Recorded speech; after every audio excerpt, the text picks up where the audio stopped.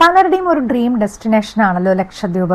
കടലിന്റെ സൗന്ദര്യം വാനോളമുണ്ടെങ്കിലും നമ്മുടെ നാട്ടിലെ പല സൗകര്യങ്ങളും ഇവിടെയില്ല. പക്ഷെ ഇവിടുത്തുകാർക്ക് അങ്ങനെ വലിയ പരാതിയൊന്നും ഇല്ല കേട്ടോ. ഇവിടുത്തെ കാര്യങ്ങളുമായിട്ട് എല്ലാവരും അഡ്ജസ്റ്റ് ചെയ്തിട്ടാണ് ജീവിക്കുന്നത്. പല കാര്യങ്ങളും നമുക്ക് കാണുമ്പോൾ കേൾക്കുമ്പോൾ ഒരു അത്ഭുതമാണ് തോന്നുന്നത്. നമ്മുടെ നാട്ടിൽ എന്താ പറയുക, ഒരുപാട് കടകൾ പോലെ അങ്ങനെയൊന്നും ഇവിടെ ഇല്ല.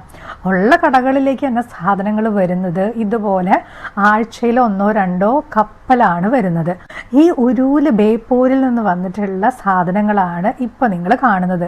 ഇങ്ങനെയാണ് കടൽ മാർഗം ഓരോ കാര്യങ്ങളും ഈ ദ്വീപിലേക്ക് എത്തുന്നത്. ഇതിനകത്ത് എന്തൊക്കെയാ വന്നേക്കുന്നത് നോക്കൂ. മിനറൽ വാട്ടർ ഉണ്ട്, സവോളയുണ്ട്, ഒരുപാട് ഐറ്റം. അതായത് ബിൽഡിംഗ് കൺസ്ട്രക്ഷൻ ഉപയോഗിക്കുന്ന മെറ്റീരിയൽസ് വരെ ഇങ്ങനെ കടൽ മാർഗം വേണം ഇവിടേക്ക് വരാനായിട്ട്. ഇവിടെ കൂടുതലുള്ളത് എന്താന്ന് വെച്ച് കഴിഞ്ഞാൽ മീനും അതേപോലെ തന്നെ തേങ്ങയും. അതിന് യാതൊരു കുറവുമില്ല. അതിഷ്ടം പോലെയുണ്ട്. തേങ്ങയൊക്കെ ഇങ്ങനെ കൂട്ടിക്കിടക്കുന്നത് കാണുമ്പോൾ നമുക്ക് എടുത്തുകൊണ്ട് പോകാനൊക്കെ തോന്നും. പക്ഷെ നമുക്ക് ഇങ്ങോട്ട് കൊണ്ടുവരാൻ പറ്റില്ലല്ലോ. നമുക്കൊക്കെ നമ്മുടെ സ്ഥലത്ത് എന്തെങ്കിലും മരങ്ങളോ തെങ്ങോ ഒക്കെ ഉണ്ടെന്നുണ്ടെങ്കിൽ അതിൻ്റെ അവകാശം നമുക്ക് തന്നെയല്ലേ. പക്ഷെ ഇവിടെ അങ്ങനെയല്ല.